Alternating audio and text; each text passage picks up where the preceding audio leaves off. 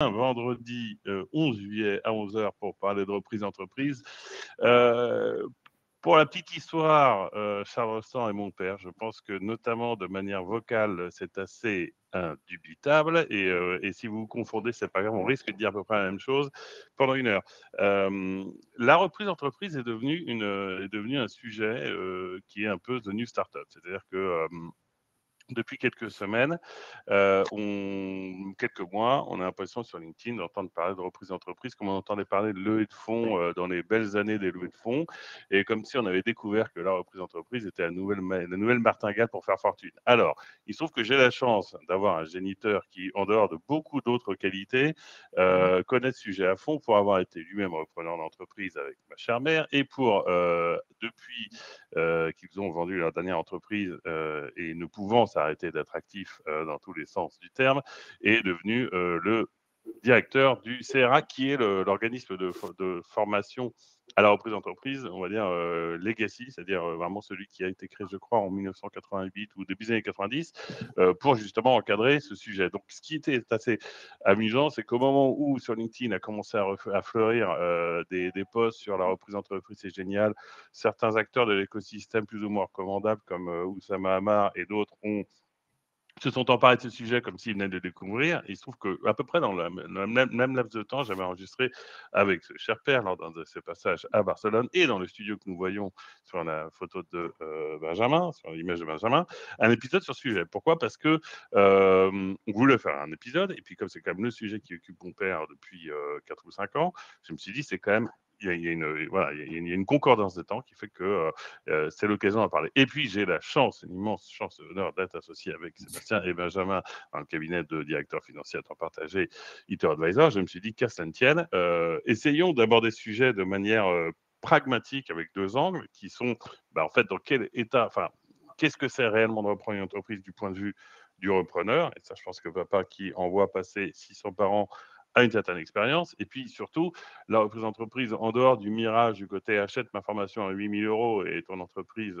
fleurira, c'est-à-dire il y a quand même probablement des erreurs assez récurrentes qui sont faites par les repreneurs, notamment pour tout ce qui est de l'appréciation financière des dossiers qu'ils regardent. Et c'est pour ça que, oh, quelle chance et quel honneur, encore une fois, ITER Advisor est justement là pour poser quelques bases de ce que c'est que l'appréhension financière d'un dossier de reprise.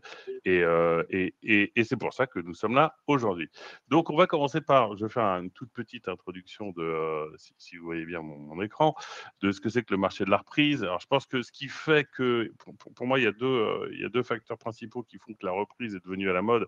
C'est que les startups ne le sont plus parce qu'on n'arrive plus à se financer, que je pense que le mirage de la tech est un peu en train de passer, mais surtout qu'il y a une génération d'entrepreneurs issus du baby-boom qui vont partir à la retraite dans les années à venir, si ce n'est déjà le cas. Donc, on sort la statistique de 700 000 entreprises à reprendre d'ici 2030, c'est-à-dire d'ici à ce que cette génération soit totalement partie à la retraite, ce qui veut dire qu'il y a un marché qui, évidemment, s'ouvre par cet effet générationnel. Et on ajoute ça au fait que, après le mirage de la réussite des startups, qui évidemment s'annonce plus difficile que sur les posts LinkedIn, il faut aussi comprendre qu'il y a notamment un taux de survie de ces boîtes-là qui arrivent avec un carnet de commandes, chose sur lequel reviendra papa, un carnet de commandes, une histoire, un historique des clients, des employés. Il y a forcément une possibilité de survie là, en l'occurrence 3 ans après la reprise, qui est beaucoup plus élevée qu'une start-up, puisque start-up, on est plutôt autour de 60-40%, mais enfin, c'est nettement plus faible. Et donc, ça veut donc dire qu'il y a effectivement une opportunité double sous le sens d'une génération qui va arrêter de travailler, et puis une capacité de survie de ces entreprises qui est plus élevée que lorsqu'on lance son activité. Et je pense que c'est pour ça que on en parle aujourd'hui plus publiquement. Mais dans ces cas-là, la première question qui se pose, que je poserai à mon cher père, c'est quoi le profil d'un repreneur qui maximise les chances de réussite? C'est-à-dire comment, parce qu'une fois qu'on a dit, OK, il y a des boîtes à prendre, il y a un marché, il y a plein d'opportunités, mais il n'empêche que ce n'est pas forcément ouvert à tout le monde, ou qu'en tout cas, pour être le candidat idéal, il faut correspondre à une certaine fiche technique. Donc, papa, le profil, selon toi qui suis, quel est le profil type du repreneur donc d'entreprise réussi, même si le profil n'est pas forcément unique? Oui, alors, merci Guillaume et merci à Benjamin et Sébastien. Tout d'abord, quelques petits mots sur le CRA. En effet, le CRA, l'association CRA, qui voulait dire Club de repreneurs d'affaires, ce qui est une terminologie un peu désuète parce que ça a été fondé par des anciens camarades d'école il y a donc 35 ans. Mais cette association, elle compte à peu près 1200 adhérents en flux. Gère 600 dossiers de cédants et réunit 250 délégués dans 70 délégations en France et avec des accords dans les pays proches. Mais enfin, l'essentiel de l'activité est donc en France. Et je dirige l'activité de formation. Nous sommes dans 7 centres en France et notre produit phare, je dirais, est celui d'une formation de 3 semaines et j'y reviendrai, qui passe en revue l'ensemble des éléments nécessaires pour réussir sa reprise et la conclure dans de bonnes conditions. Et ceci, nous le faisons depuis 25 ans. Nous faisons ça en présentiel. Nous avons d'autres formations sur le ciblage, la négociation avec le cédant, les 100 jours, etc. Mais le gros de ce qui fait notre notoriété est là. Et grosso modo, le CRA compte pour plus de 15% des transactions dans, je dirais, la typologie qui nous intéresse. Parce que là, nous parlons de quoi? Nous parlons de TPE et de PME, entre 1 et 20 millions d'euros de chiffre d'affaires. Les autres reprises je dirais, concernent un marché un peu différent. Nous, notre métier, c'est celui d'accompagner des repreneurs, seuls ou avec des investisseurs, des tours de table pour des opérations plus importantes. Mais voilà, et donc c'est ça où est l'essentiel du marché. En effet, tu as raison d'évoquer les baby-boomers, pour une fois dans des termes plutôt sympathiques, parce qu'en général, ces temps-ci, c'est pour nous quitter notre retraite durement gagnée à la sueur de notre front, pendant que vous vivez de subsides. Hein, Bien sûr, nous, évidemment. travaillez, monsieur. Bon, voilà. Mais Bien sûr. le baby-boomer, il a travaillé, il a créé. Et puis, bon, voilà. Bref, enfin, passons. Autre point, et je reviendrai bien sûr au profil, c'est à la mode. Alors, nous avons connu l'époque bénie, heureuse, angélique et transgressive de la Startup Nation. Et alors maintenant, la ministre en charge des PME, Madame Louwagie, que nous avons reçue, qui nous court derrière, évidemment, crée des commissions pour les repreneurs, comme si, comment dit-on, à l'aube de la fin de sa carrière ministérielle, il fallait faire quelque chose. Hein. Et là, évidemment, tout le monde s'excite parce qu'on voit qu'il y a un problème. Enfin bon, ça fait longtemps que ça existe. Et c'est vrai que, je dirais, la France offre quand même, parce que là je parle du marché français, un certain nombre d'avantages, un certain nombre d'accompagnements qui sont assez exceptionnels, notamment dans ce domaine-là. Hein. Et nous, notre système fonctionne, et la BPI, le réseau Entreprendre, tout un écosystème, et très particulier en France, qui le favorise. Donc, je veux dire, si je reviendrai au profil, mais si on a envie de reprendre une boîte et si on a la foi pour cela, on peut vraiment se faire accompagner positivement par nous et par tout un système qu'on fédère autour de nous. Bon. Alors, le repreneur, vaste problème. Vous me permettrez, compte tenu de mon âge et de mon expérience, de tenir des propos un peu directs, voire politiquement incorrects, n'est-ce pas? Pour être un bon repreneur, il faut rassurer. Il faut le vouloir et il faut rassurer. C'est-à-dire que celui qui s'engage dans cette aventure, s'il veut y arriver, s'il a la foi, il y arrivera. Ça, je suis persuadé, entre 6 et 18 mois, mais il y arrivera. Il y arrivera d'abord s'il reste dans un domaine qui lui est proche. Si on a fait du marketing dans la grande conso toute sa vie, on ne se lance pas dans l'électronique de pointe et vice-versa. Je veux dire, on est dans la continuité de quelque chose que l'on maîtrise, où on peut apporter une valeur ajoutée due à son expérience. Donc, le bon repreneur est quelqu'un qui a une bonne formation académique, parce que dans l'univers qui est le nôtre, cela rassure. Alors, ce n'est pas exclusif, bien sûr, hein, et au contraire, des formations trop prestigieuses, entre guillemets, peuvent, je dirais, obérer le discernement. Hein.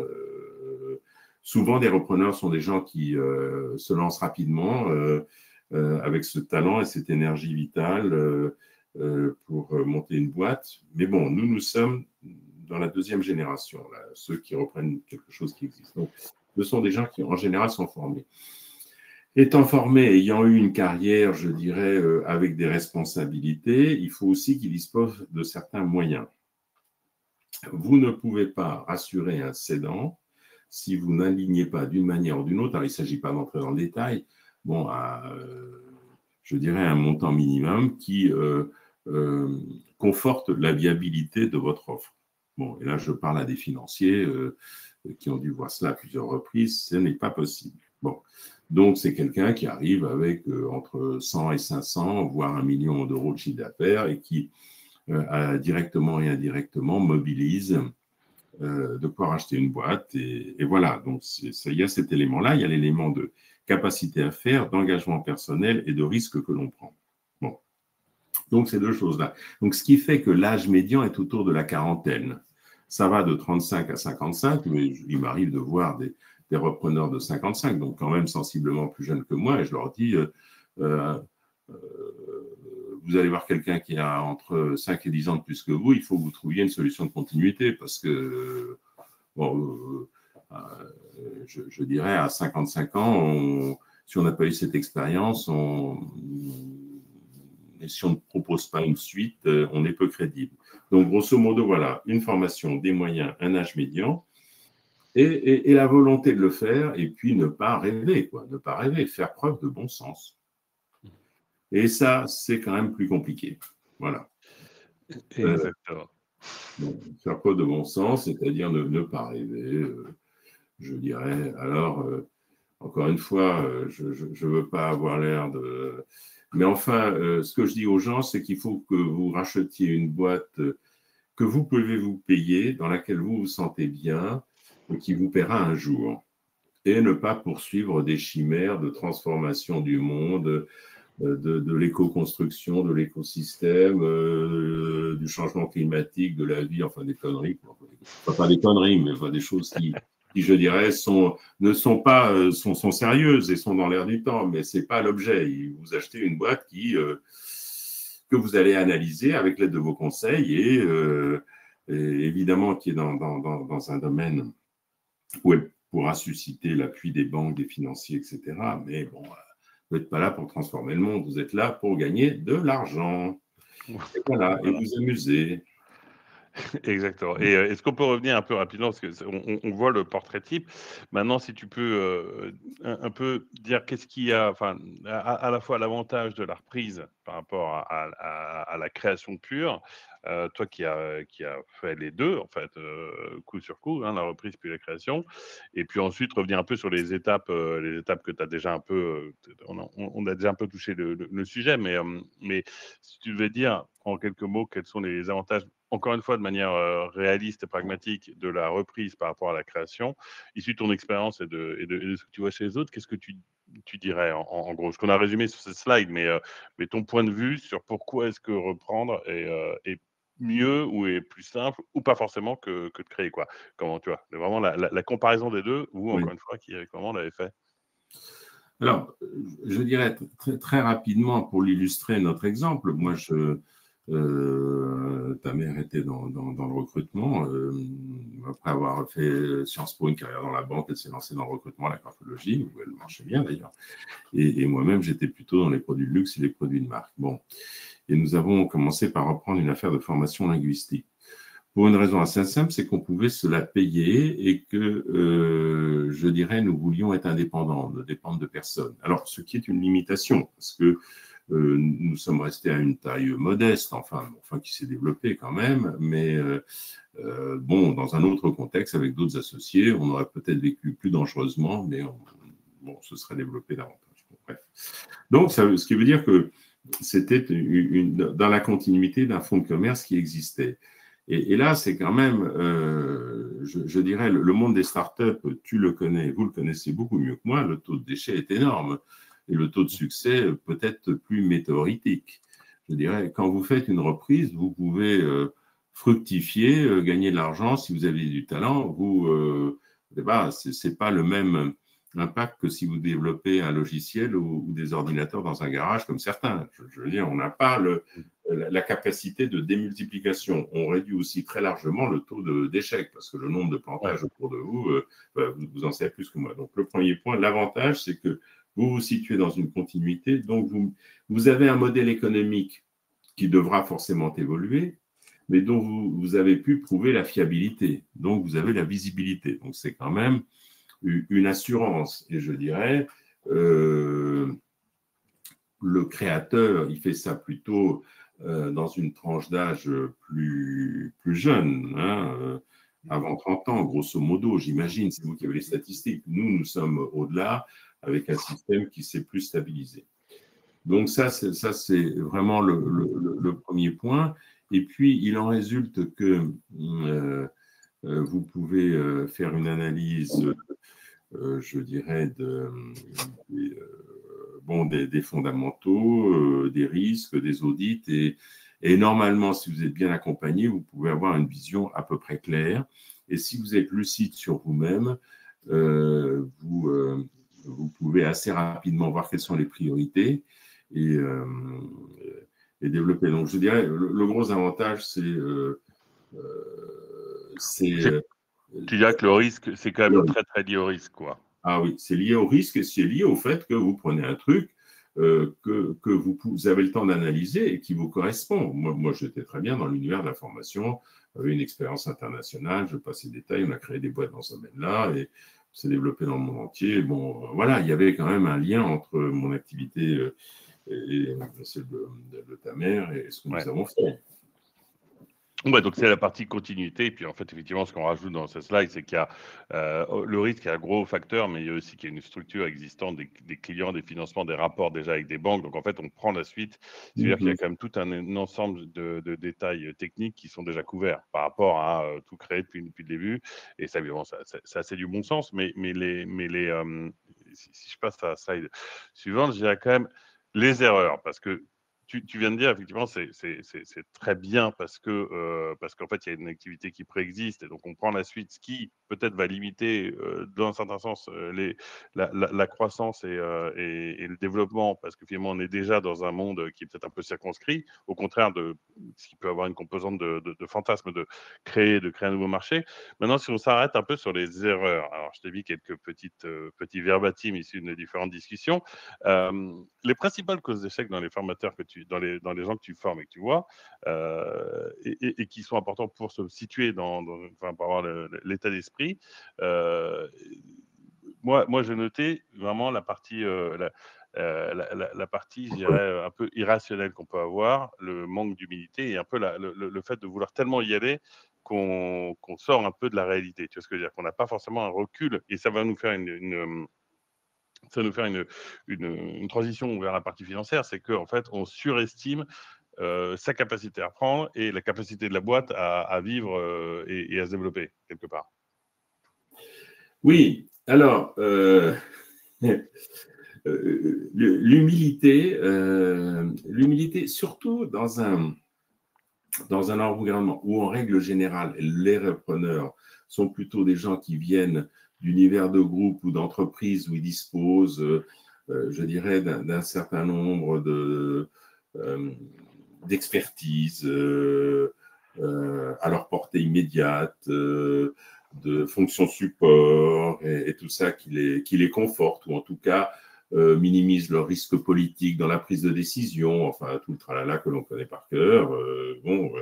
Il y a un confort de vie. Alors, il n'y a peut-être pas un confort de vie politique, mais il y a un confort de moyens sur lesquels on peut s'appuyer. Il y a un confort de vie qui fait que, on sait sur quel bouton appuyer pour faire réparer son ordinateur ou pour demander un conseil juridique. Bon, ça, alors, l'humilité, ça consiste d'abord à se faire accepter par le cédant et donc à avoir une posture d'écoute. et non pas à chercher comme dans le petit jeu culturel à la française, à s'imposer par la dialectique, par l'intelligence du propos, par la beauté du raisonnement. Bon, il faut écouter. Alors, je n'ose pas raconter ma fameuse... Est-ce que je peux raconter ma fameuse... Ah oui, oui, s'il te plaît, on est quand même tous là pour parler de Brakmar. Enfin, je veux dire... Alors, on t'en supplie. Nous avons un intervenant dans notre cursus, enfin j'y reviendrai, on a un cursus de 120 heures avec des 93 heures de formation qui passent en revue l'ensemble des étapes nécessaires donc, et des intervenants. Et cet intervenant avait un parcours académique extrêmement brillant, HEC Harvard, MBA Harvard, avait démarré dans l'univers de l'agroalimentaire dans une grande marque de manière fulgurante et était à 35 ans patron marketing et vente, ce qui est quand même un job central dans l'agroalimentaire. Bon. Et bon, il a décidé de racheter une boîte dans un domaine qui est lié, je dirais, à la sécurité au sens large. Bon. Il raconte... il raconte cet épisode à chaque fois, et qui est plein d'enseignements au second degré, c'est que son cédant, lorsqu'il va le voir, lui montre ses goodies. Et ces goodies, c'était des Brakmar. Enfin, vous voyez ce que je veux dire, un Brakmar, c'est un terme suranné d'un long âge, mais enfin, c'est significatif. Des sex toys. Sex toys, exactement. Et alors, évidemment, il était un peu surpris. Et l'autre, c'était un moyen de le tester. Et il offrait des sextoys. Alors, c'était quand même il y a 15 ans, parce que je pense que maintenant, ça se terminerait peut-être devant le tribunal, mais à l'époque, c'était un peu plus dans les mœurs de cet univers-là. Et je dirais, il aurait pris des airs effarouchés de Chésiard mal baisé, enfin, les choses se seraient arrêtées assez vite. Mais il a eu l'intelligence de se dire, bon, ce type me teste. Et en effet, il offrait un certain nombre de clients choisis. Il était braque, mais génial. Et je trouve que ce qui est intéressant, c'est pour le truc, enfin, c'est de se dire, bon, là, il faut que je change faut que je l'écoute.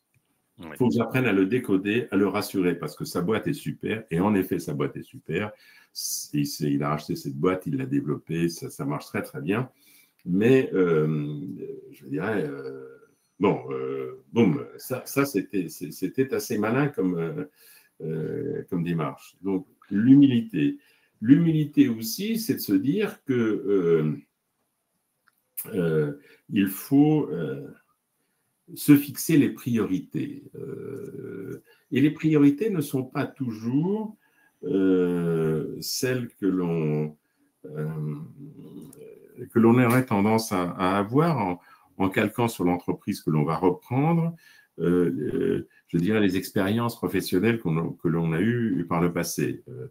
J'ai aussi à l'exemple ce cas de quelqu'un qui venait d'un univers de grande conso également, qui a racheté des cabanes, enfin une boîte de cabanes, et dont la première idée était de monter une marque haut de gamme alors qu'il vendait à Leroy Merlin, et que le problème était industriel, et que je dirais, il s'est fabriqué dans un pays de l'Est, dans des conditions vaseuses, qu'il fallait rapatrier en France. Donc, en réalité, il a perdu son temps et son énergie en pensant qu'il valoriserait la boîte au travers de ce que son expérience professionnelle avait appris, en ne voyant pas que le vrai problème était à côté, et ça s'est terminé, pouf, il s'est fait écraser, quoi, l'idée.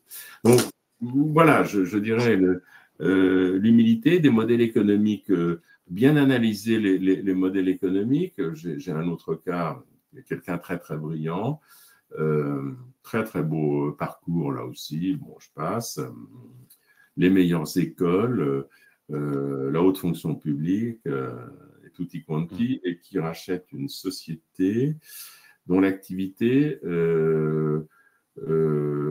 et je le sais à titre personnel, est forcément appelée à connaître un certain déclin, puisqu'il s'agissait d'une boîte de location de télévision dans les chambres d'hôpital. Hein, tu sais, le truc là. Alors que c'était comme le Locatel avec les téléviseurs. Vous n'avez pas connu ça. Mais lorsque les téléviseurs ont été lancés, les gens ne se payaient pas des téléviseurs, donc ils le louaient, et évidemment, ils se faisaient avoir, parce qu'au bout de 12 mois, c'était payé 5 fois. Enfin, bon, Mais là, je veux dire, l'apparition de la Wi-Fi, qui est quelque chose de nouveau, et des tablettes, et il a eu cette sympathique arrogance de penser qu'il pouvait changer le modèle économique. Enfin, bref. Tous les trucs, c'est à la base, c'est manque d'humilité et de bon sens. De bon sens. Et d'analyse aussi du marché. Et d'analyse du marché. Et je dirais, de ne pas faire confiance à ses conseils parfois. Hein. C'est-à-dire que malgré le fait que tu aies des conseils qui t'entourent, et ça va nous servir de transition, c'est ne pas foncer tête baissée parce qu'on se dit je sais mieux que le marché, je sais mieux que mon entourage quelque part. Oui, c'est la démesure. Je vais changer le monde. Hein. Je ne veux pas faire je dirais, de rapprochement dans d'autres domaines, mais voilà, de penser qu'on est plus intelligent que les autres, mais c'est très français, ça. Manquer de pragmatisme, je vais tous les écraser, je suis le plus beau, le plus intelligent. Et alors, on voit le cédant matois qui profite de la faiblesse. Bien sûr. Alors ça va nous permettre parce que tu dis profiter de la faiblesse, notamment dans tout ce qui est préparation de la session et où il y a quand même un rapport de force qui est souvent plus en faveur du cédant, notamment quand il sait jouer sur ses critères psychologiques, parce que tu as comme de nous dresser un portrait psychologique, pas forcément très flatteur d'ailleurs du repreneur en règle générale, mais là où effectivement ça peut alors, mal se terminer ou mal de mauvaise augure, c'est qu'en précisément au moment de l'évaluation et de la reprise, le repreneur n'écoute pas, ne suit pas les conseils de bon sens. Et en parlant de bon sens, et après avoir parlé de Brakmar et de Chésir Malbaisé, on va passer la parole à Sébastien Benjamin pour parler justement de cette partie plus technique, après ce portrait psychologique assez clair. Mais d'abord, mon cher fils, ces exemples excessifs sont là pour être le miroir d'autres réussites exceptionnelles, n'est-ce pas? Évidemment. Je veux dire, et je veux dire, ma vie n'est pas entourée de Brakmar et de Chésir Malbaisé. Alors, après on a les passions qu'on veut, mais effectivement, il y a hobby, voilà, hobby et travail. Mais effectivement, non, mais effectivement. Et l'audit, juste, c'est vrai, c'est important de déterminer sa cible, de faire tous les audits. Et là, bon, ils en parleront mieux que moi. Et à la suite des audits, de boucler les modalités de financement et de transmission et de garantie de la garantie, etc., de manière. Et ça, vous ne pouvez pas le faire seul. Ouais, exactement. Alors, justement, en parlant de le faire pas seul, on peut le faire à deux avec Sébastien et Benjamin, à qui je vais passer la parole. Exactement. Ici, on parle un petit peu le premier point qu'on voulait aborder, c'était le point de l'évaluation d'entreprise. On va pas rentrer dans les différentes méthodes qui sont sur la gauche de la présentation. On vous le laissera lire et si vous avez des questions un peu particulières sur comment on fait de l'évaluation d'entreprise, on pourra vous aider. Ici, ce qu'on voulait mettre en avant, c'est que parfois, on va aussi avoir une déconnexion totale entre l'idée de la valeur d'entreprise que se fait la personne qui va vendre et le repreneur. Et en fait, l'erreur vient souvent du fait que j'ai une entreprise, je veux la vendre, je vais aller voir mon comptable ou l'expert comptable qui va souvent me donner une vision qui est parfois une vision historique ou une vision purement comptable et qui s'éloigne en fait de la vision de marché à laquelle on va s'acheter et à laquelle on va acheter l'entreprise. Et ça peut être la première source de choc entre acheteurs et vendeurs et repreneurs. Et donc, du coup, il faut bien comprendre qu'il y a différentes méthodes, mais en fait, elles reflètent toute une seule chose qui est le prix de marché. Et de la même façon qu'on achètera un appartement et au final, l'appartement ne vaut que ce que la personne est prête à débourser. Si on a l'impression que ma société elle a des fonds propres énormes, mais en fait, c'est que la valeur des actifs qui ne valent plus rien, et c'est ça la vraie valeur de l'entreprise. L'autre élément qu'on voulait mettre un petit peu en avant, c'est les différentes erreurs fréquentes d'évaluation. Il y a une chose qui revient assez souvent, qui est le biais de confirmation, que c'est des biais cognitifs que vous pouvez avoir dans absolument tous les domaines de la vie, en politique, au quotidien. C'est qu'on a tendance, quand on regarde les journaux, c'est qu'on a tendance à vouloir confirmer, à ne lire les informations qui ne font que confirmer notre opinion initiale. Alors, c'est terrible dans la société, mais c'est aussi terrible dans les biais cognitifs pour l'évaluation. C'est qu'on a souvent, et ça rejoint le point précédent, c'est on sous-estime tous les risques et toutes les épreuves qui nous attendent et on se dit un peu ça, oui, mais on est les meilleurs, évidemment, mais moi, je sais faire. Et en fait, on part billes en tête sur tout ce qu'on va faire. On regarde un BP qui nous explique qu'on va être les rois du monde dans 3 ans, et c'est une grande erreur. Et donc, du coup, ça rejoint un peu les 2 points. Je vais essayer d'aller vite. Il y a la surestimation de la rentabilité réelle. C'est exactement ça. C'est je vois des résultats nets. Je ne suis pas capable de regarder en fait ce que disent les chiffres. Normalement, on doit faire un EBITDA normalisé pour un petit peu comprendre ce qui se passe réellement derrière ces chiffres-là. Donc, si on ne veut pas se prendre la tête à faire des EBITDA normalisés, regardons le chiffre d'affaires. C'est plutôt une métrique qui est assez simple, qui ne nécessite pas de retraitement et qu'on peut prendre tel quel. Et derrière, un point qui est assez important, c'est la négligence des passifs cachés. Il faut surtout regarder s'il n'y a pas des litiges, des redressements fiscaux, des garanties de bilan, d'aide sociale. Bref, pas mal d'éléments qui sont parfois hors bilan et qui pourraient justement affecter très grandement l'évaluation de l'entreprise et même le projet de reprise tout court. Je crois que c'est tout. Absolument. Et continuer dans ce que dit Benjamin et continuer dans cette partie un peu plus technique. On va rentrer ici dans ce qu'on appelle le cœur opérationnel de l'opération de reprise. Parce que oui, avant de racheter une entreprise, mais même en cas de coup de cœur, parce que je pense qu'on est sur le cas le plus fréquent, un entrepreneur qui tombe sur l'entreprise de ses rêves, le produit de ses rêves, il faut quand même s'assurer que ce qu'on achète est bien ce qu'on pense acheter. Et pour ça, on passe forcément par cette étape d'audit. L'idée ici, c'est clairement d'apporter des réponses concrètes à 3 questions essentielles. L'entreprise est-elle rentable? Si oui, d'où provient réellement sa rentabilité? Et surtout, est-ce qu'elle pourra continuer à générer assez de trésorerie pour assurer la rémunération du repreneur et rembourser un éventuel emprunt? Et pour ça, en tant qu'auditeur, nous, on va suivre une grille en 5 points clés. Le premier point, c'est l'analyse de la rentabilité et de la performance de la société. On va analyser les résultats sur les 3 à 5 dernières années et se poser des questions du style: est-ce que la progression du chiffre d'affaires s'accompagne d'une progression maîtrisée des coûts? Ça paraît assez simple, mais souvent, pendant cette phase d'audit, on va découvrir que certaines charges, le plus souvent les salaires, ont explosé beaucoup plus vite que le chiffre d'affaires. Et ça peut être un signal d'alerte, par exemple, d'une érosion des marges.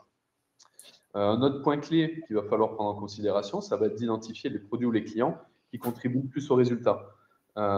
Parfois, on va avoir 1 à 2 clients majeurs qui représentent 80 à 90% du chiffre d'affaires. Je grossis un petit peu le trait ici, mais c'est pour quand même donner un exemple de la zone de risque que ça peut créer. Dans ce cas-là, le risque est évident. C'est si un des clients venait à partir, ça pourrait fragiliser fortement l'activité, voire remettre en cause la rentabilité de l'entreprise. Deuxième gros point, on va avoir la structure financière et la solvabilité de la société. Là, on rentre typiquement dans la mécanique du bilan. On regarde les fonds propres, on vérifie que l'entreprise n'a pas un taux d'endettement trop important, et on regarde également ce que disait Benjamin tout à l'heure, ce sont les engagements hors bilan. On peut par exemple citer tout ce qui est caution, tout ce qui est litige non provisionné ou des garanties oubliées sur des opérations passées, des clauses de débouclage, par exemple, si un des associés était parti, et avec un remboursement a posteriori. Tout ce qui peut peser lourd en fait dans l'opération post-reprise. Troisième gros bloc, on va avoir l'endettement et les flux de trésorerie. On va regarder le poids des dettes, solde des décaissements total de la trésorerie de la société, quel montant, quelles échéances, quel taux.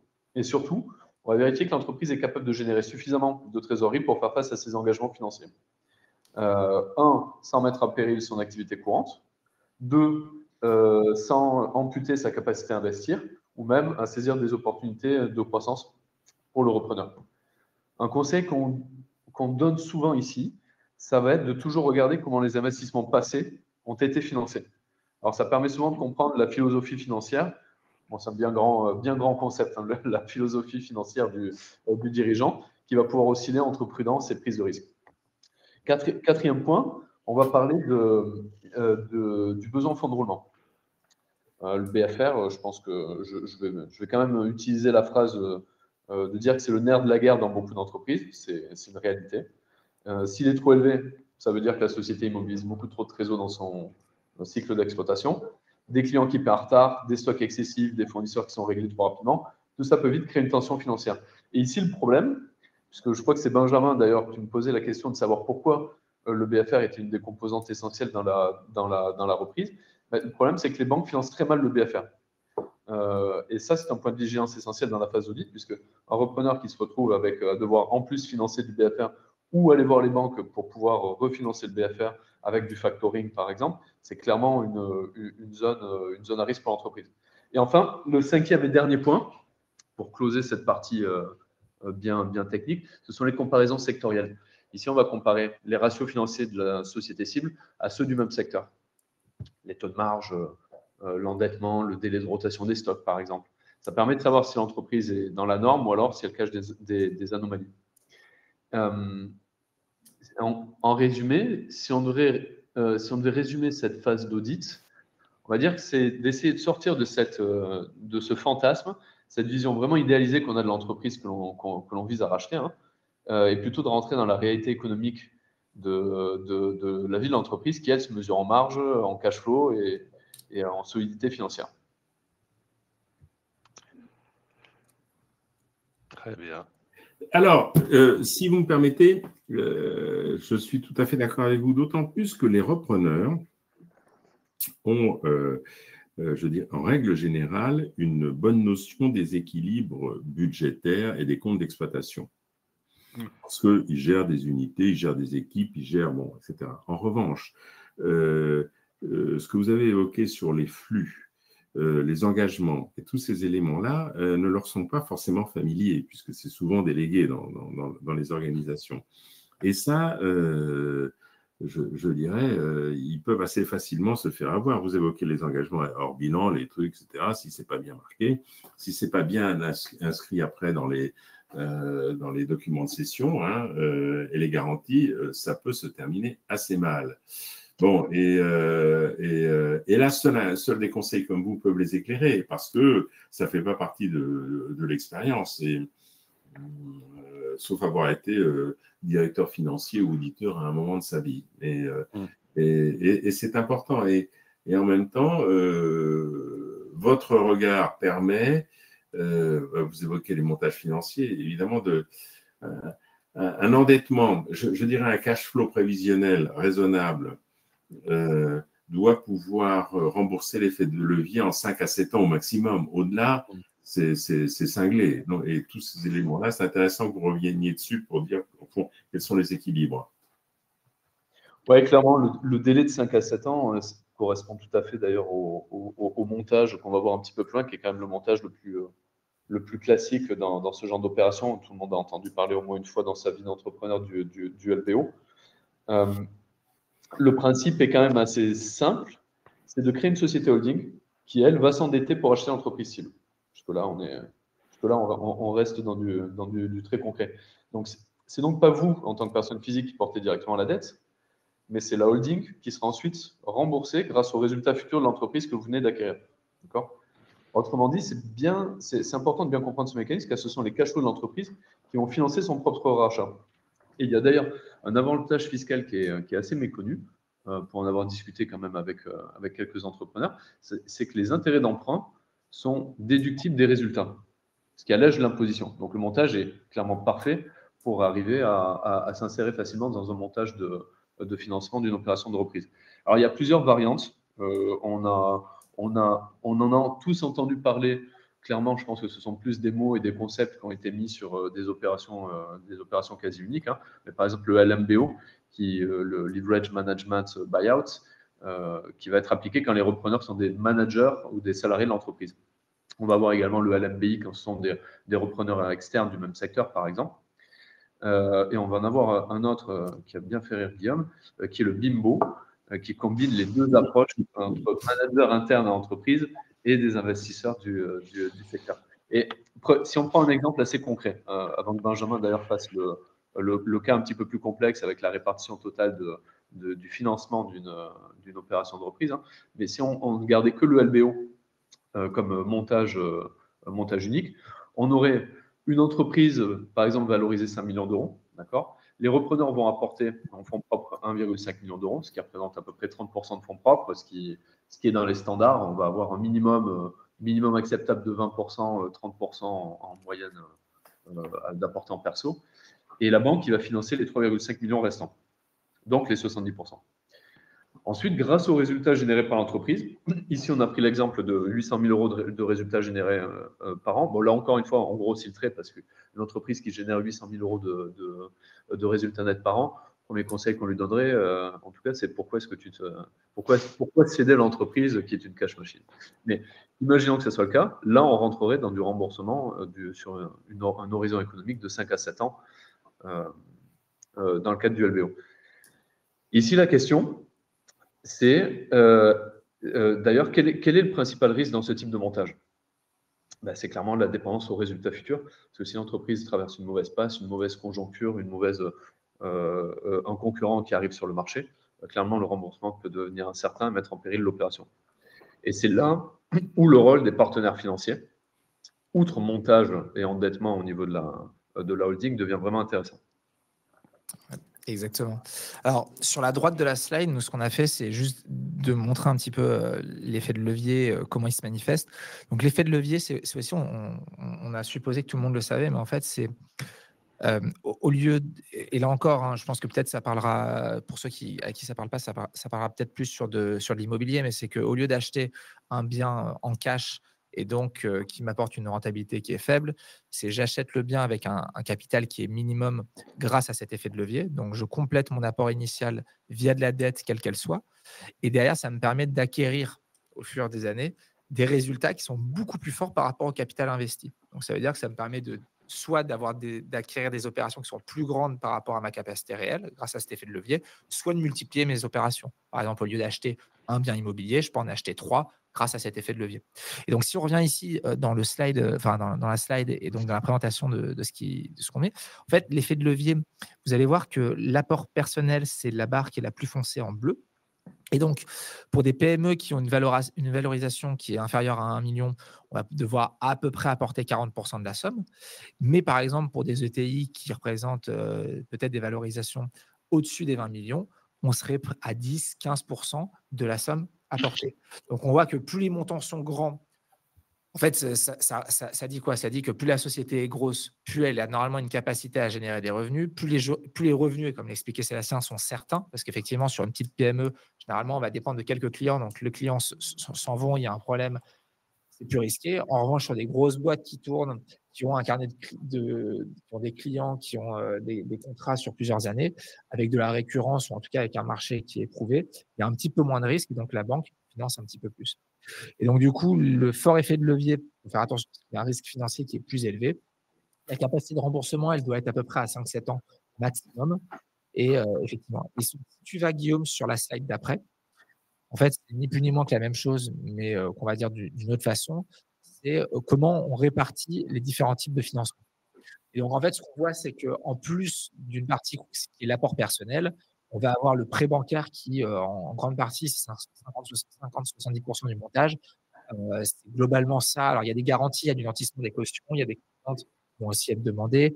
Le prêt bancaire, il peut se faire de différentes façons. Il peut être du prêt simple, il peut être du prêt mezzanine. On va rentrer. En gros, ce qu'il faut savoir, c'est qu'il y a différentes façons d'aller se financer et que l'ensemble de ces financements, qu'ils soient bancaires, du participatif, des prêts d'honneur, bref, il y a beaucoup de choses qui peuvent être possibles. Ça va nous permettre d'aller chercher cet effet de levier et justement d'aller chercher cette performance financière dans cet investissement. Il n'y a pas beaucoup plus de choses à dire sur cette slide-là. Je vous laisserai la lire. Il y a pas mal d'éléments. On avait fait à côté de ça, nous, dans le cadre de nos travaux, une analyse un petit peu plus détaillée. On ne voulait pas vous la mettre là, mais si ça vous intéresse, n'hésitez pas à vous nous contacter. On vous l'envoie directement. Il n'y a aucun problème. Donc, voilà sur cette partie. Je pense qu'on ne va pas en dire beaucoup plus. Je pense que c'est assez clair. Il n'y a pas besoin. Non, l'idée, c'est de dire qu'il y a effectivement il y a pas mal de sources qu'on peut combiner. Et je pense que un des points importants qu'on oublie forcément, c'est l'apport personnel qui est quand même relativement important, malgré le fait, pour pouvoir aller chercher justement un effet de levier aussi important. C'est-à-dire qu'il y a quand même une corrélation entre les deux, notamment liée à la taille de la boîte. Exactement. Et c'est un truc que j'ai oublié de dire, mais c'est que si on regarde les montants qui sont précédents, en fait, on voit que même pour une boîte qui est évaluée à 500K, si on doit apporter 40% de la somme, ça représente 200K d'apport. Oui. Donc, on est quand même sur des montants et c'est là où on rejoint le profil de l'investisseur. C'est que ce n'est pas un investisseur qui se lance sur le marché du travail, c'est un investisseur qui a déjà un petit peu gagné d'argent, qui a des sous de côté et qui doit pouvoir se lancer. Et donc, pour Si on reprend un petit peu là, si on veut investir 1 million, c'est 400 000. Et si on va aller chercher une ETI de 20 millions, c'est à peu près 3 millions qu'il faut sortir. Donc, on voit qu'on est quand même sur des profils qui ont déjà fait carrière un petit peu fortune, ou en tout cas des débuts de fortune, et qui veulent le valoriser de j'ai 500 000 euros à investir, j'ai peut-être déjà investi un peu dans la pierre, j'ai envie de les investir autrement. La reprise d'une entreprise, ça peut être une très, très belle option pour gagner aussi du temps sur pas mal de facteurs. Ouais. Mais c'est vrai que c'est un prérequis assez important. Et on avait fait, alors je ne sais pas si on se laisse du temps, comme il ne nous reste que 10 minutes, on avait fait un petit use case qu'on pourra partager, mais qui reprend un peu ces choses-là sur un exemple, peu adapté d'un exemple qu'on a connu, qui justement, qui reprend un secteur. Alors un secteur, on n'a pas forcément creusé beaucoup sur le secteur, mais sur des secteurs très traditionnels, parce que là on parle de logistique, enfin je pense que ça papa pourra aussi en parler, c'est la logistique, la petite industrie, la plomberie, enfin la mécanique, des choses qui sont assez loin du monde des startups, mais qui sont des business qui existent depuis longtemps. Et dans ce cadre-là, c'était justement de voir, on partagera ce use case, mais ça résume un petit peu toute l'idée d'un profil d'entreprise assez traditionnel et de financement combiné et de facteurs clés de succès justement liés au fait d'avoir respecté un peu la grammaire de la reprise d'entreprise. Mais si on a encore 10 minutes pour des Q&A, on va les prendre. Si vous voulez être en train de taper une question, par exemple, pour pas justement trop déborder sur le temps. Juste un tout petit point. Alors, il faut savoir que quand on veut reprendre une affaire, une TPE, PME, etc., c'est en général avec l'envie d'être maître chez soi. Et ça, c'est très important. Alors maintenant, si on a des ambitions plus vastes, ça peut se comprendre, mais on perd un peu de son indépendance. Et ça, c'est vraiment une question de psychologie personnelle. Et aussi je dirais, de bon sens. Vous êtes maître chez vous, ça a des avantages, des inconvénients. Vous dépendez d'un investisseur, vous êtes sûr qu'au bout d'un certain temps, il voudra valoriser son investissement et vous virer. Bon, il faut le faire sans naïveté, parce qu'au début, tout est beau, tout est gentil, etc. Mais ça tourne forcément à un moment ou à un autre sur le partage de la plus-value. Et alors là, vous ne pouvez pas résister à la pression de tout le système de la rouerie des financiers des nains qui connaissent la musique mieux que vous. N'est-ce pas, ça. Donc, je pense qu'il faut bien calibrer, et là vous avez raison, son apport, son ambition et sa cible. Alors justement, en parlant de cible, il y a une question de Christophe. Bonjour Christophe. Où est-ce qu'on trouve des cibles de boîtes? Est-ce qu'il y a, je sais qu'il y a une partie du CRA, celle dont tu ne t'occupes pas, qui est plutôt en charge de ça. C'est quoi les sources majoritaires de sélection, pour trouver des cibles? Alors, bon, il y a le CRA, il y a un certain nombre d'organismes, je dirais, de FUSAC, Trianon Finance, enfin toute une série d'entreprises que vous pouvez contracter en ayant bien déterminé votre cible. Ça, c'est important, hein. C'est-à-dire que ça ne marche que si vous avez les idées claires sur vos moyens, vos ambitions et votre cible, et qui se charge de faire ce qu'on appelle de la recherche active. Je sais que le CRA a une activité dans ce domaine qui se développe bien.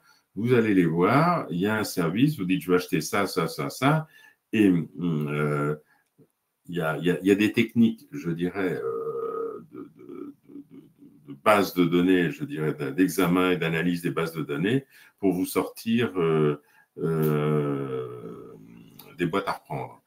Donc, approche directe ou pas? Ou toi, tu dis plutôt il faut passer par ces organismes spécifiques? Je pense qu'il faut, quand on veut reprendre une boîte, il faut essayer d'aller vite, avoir les idées vite, parce qu'on se lasse, parce que ceci, cela. Mais vite, c'est toujours 6 mois. Hein. Donc, ce qui est important, c'est faire monter des dossiers. Et faire monter des dossiers, c'est démultiplier les réseaux et démultiplier les sources de génération de dossiers. Alors, chambre de commerce, CRA, FUSAC, Trianon, etc. Tout ça, bon, vous les connaissez, on peut vous aider. Sébastien et Benjamin pourront vous aider là-dedans. Mais faire seul avec, si vous me permettez cette expression un peu vulgaire, sa bite et son couteau, ça ne mène pas loin. Oui, effectivement. En parlant de bite et couteau, je crois qu'il y a Jean-Baptiste qui a une question. Voilà. Qui est globalement liée à ça. Est-il préférable de mettre la raison absolument avant la passion et à quel moment de la reprise faut-il s'entourer d'un conseil financier? Sur la deuxième partie de question, est-ce qu'il est préférable de mettre absolument la raison avant la passion? Non, mais c'est pas incompatible. On peut très bien allier passion et raison. En fait, si le but c'est d'aller prendre une entreprise qui est chère à notre cœur et que c'est pour la planter dans 2 ans, c'est un peu dommage, surtout que ça peut être bien fait.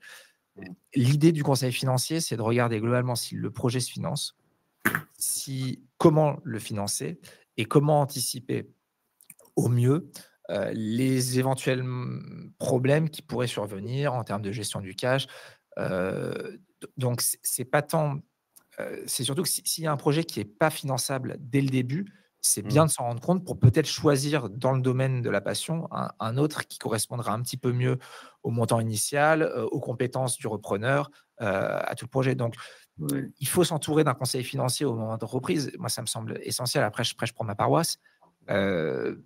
Et pour ne pas se retrouver. En fait, on voit beaucoup d'entrepreneurs qui se retrouvent à voir trop tard qu'ils sont déjà le nez dans le mur, et notamment dans toute la partie financière où souvent c'est un processus qui est long et avec des indicateurs qui sont le cash et les résultats qui vont pas forcément à la même vitesse. Donc parfois, on a l'impression que tout va bien alors qu'on est déjà à la moitié la tête dans le mur.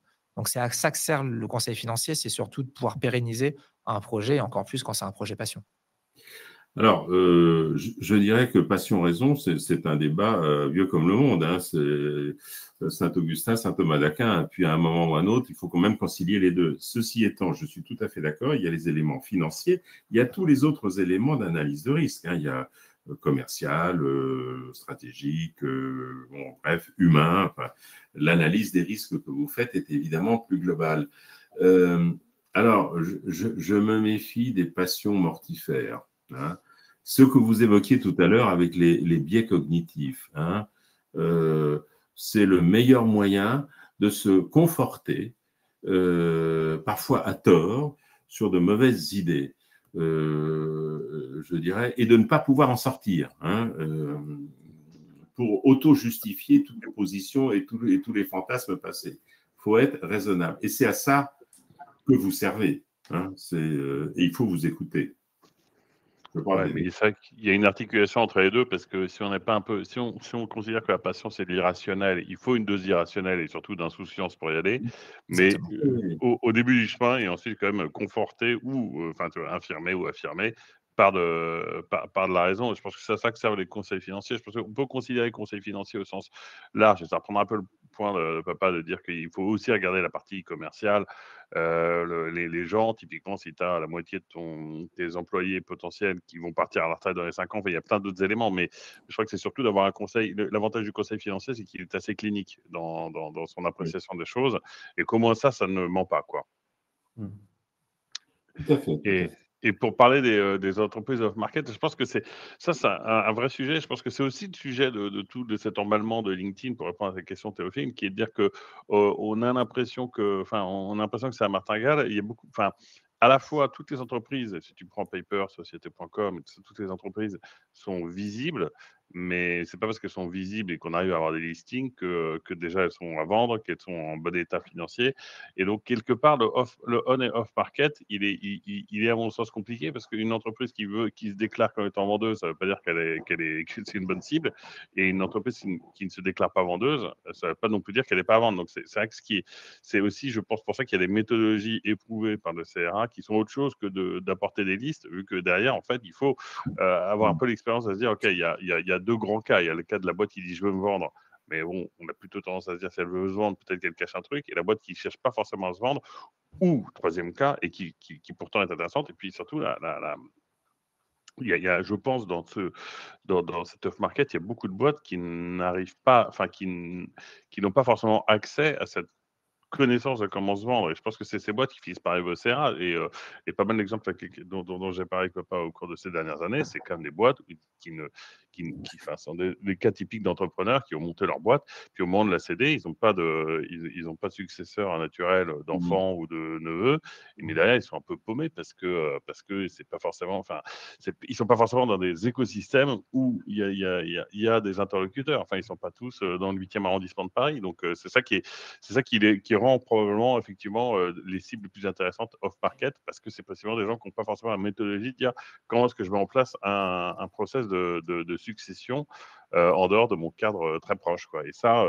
il n'y a pas vraiment de magie sauf à aller les chercher en partant, à mon avis, d'un secteur dans lequel on se dit qu'on est compliant et avec des choses qu'on a déjà faites. Parce qu'il y a rien de pire, je pense, que d'aller dans des secteurs qu'on ne connaît pas, sous prétexte que, un peu par l'effet de l'herbe est plus verte ailleurs, qu'on saurait s'y adapter.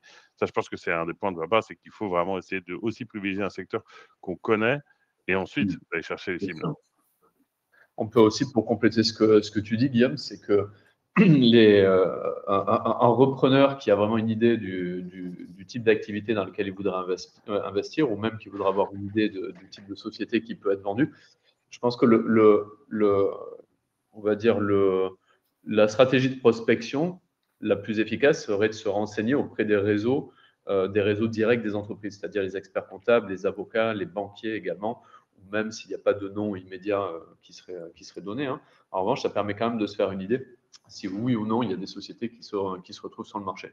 Ces réseaux-là sont les réseaux qui, de toute façon, travaillent avec les entreprises, que ce soit par une obligation légale ou une obligation contractuelle. Donc, elles ont déjà accès à ces informations-là et peuvent déjà donner des informations à un éventuel repreneur sur si oui ou non il y a dans une zone déterminée une ou deux entreprises qui sont susceptibles d'être reprises. Alors, le vice vous vient avec l'âge, Sébastien. Je m'explique. Vous avez tout à fait raison. Mais souvent, le pire ennemi du cédant, c'est son comptable, son expert comptable. Parce qu'il sait très bien que quand il va vendre la boîte, lui, il a une chance sur deux de se faire virer, 2 chances sur 3, 3 chances sur 4. Et alors, c'est là où vous devez intervenir et éclairer les yeux à la fois du cédant et de l'acquéreur. Parce que moi, j'ai vu des cas où le comptable poussait à des valorisations de malades pour faire traîner le truc pendant 2-3 ans. Il s'en fout, lui. Je veux dire, le conseil, l'expert comptable, il n'a qu'une envie, c'est de facturer des honoraires et pas être viré. Bon, et ça, c'est la logique du truc. Donc, là et ailleurs, le biais cognitif, d'une certaine manière, c'est important de le savoir. Vous avez des tas de... Et puis, vous avez des tas de trucs à la mode. Là, actuellement, ça a été pas mal sur les soins à la personne. Enfin, les soins à la personne, vous voyez ce que je veux dire. Malheureusement, les gens qui, comme votre serviteur, qui peu à peu s'orientent vers l'EHPAD, etc. Bon, et alors, en réalité, ça, c'est le truc à la con, parce que la gestion du personnel, là-dedans, c'est infernal. Alors, on se dit, bon, il y a un marché. Voilà, l'aveuglement. Le marché des seniors se développe. Les baby-boomers sont pleins de retraites et de fric. Bon, avant que oui. Voilà, bon, qu'on passe à la liste. Avant le 15 juillet prochain, d'ailleurs. Avant le 15 juillet prochain. Et puis, alors, derrière ça, bon...